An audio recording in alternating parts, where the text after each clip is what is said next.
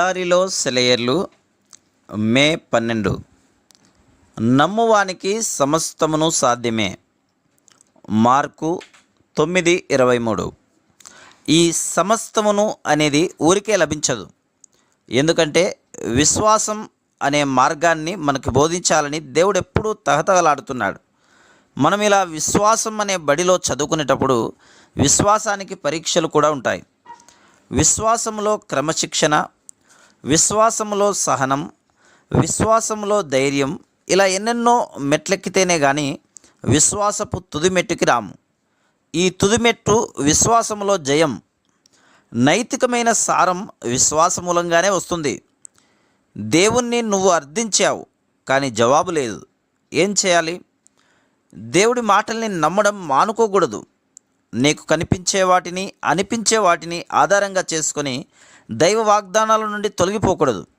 ఇలా స్థిరంగా నిలిచి ఉంటే విస్తారమైన శక్తి అనుభవాలు నీలో పోగవుతాయి.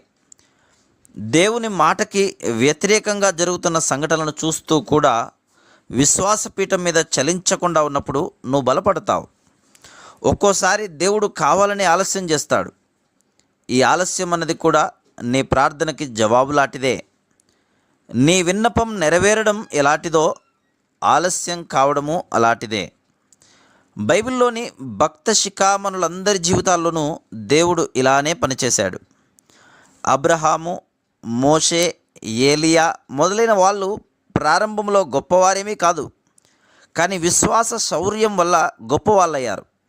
ఈ మార్గం ద్వారానే దేవుడు వాళ్ళకి నియమించిన మహత్తర కార్యాలను కడతీర్చగలిగారు. ఉదాహరణకి దేవుడు యోసేపును ఐగుప్తు సింహాసనం ఎక్కించడానికి సిద్ధపరుస్తూ ఉన్నప్పుడు దేవుడు అతన్ని పరీక్షించాడు.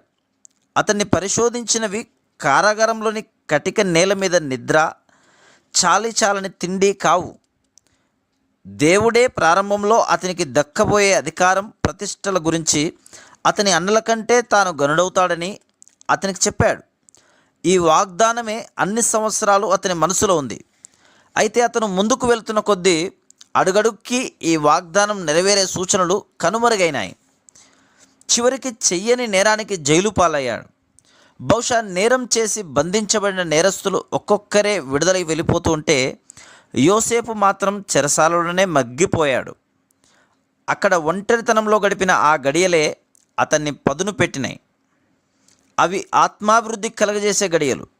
చివరికి అతని విడుదలకి ఆజ్ఞ వచ్చినప్పుడు తన అన్నలతో ఎలా వ్యవహరించాలన్న జ్ఞానమంతా అతనికి అబ్బింది. దేవునిలో తప్ప మరెక్కడా కనిపించని ఓర్పు, ప్రేమ అతనిలో నిలిచాయి. ఇలాంటి అనుభవాలు మనకి నేర్పేటంత శ్రేష్టమైన పాఠాలు మరెక్కడా నేర్చుకోలేం. ఒకసారి దేవుడు ఒక పని చేస్తానంటూ పలికి రోజులు గడిచిపోతున్నా ఆయన దాన్ని చెయ్యకుండా ఉంటే అది మనకి కష్టంగానే ఉంటుంది.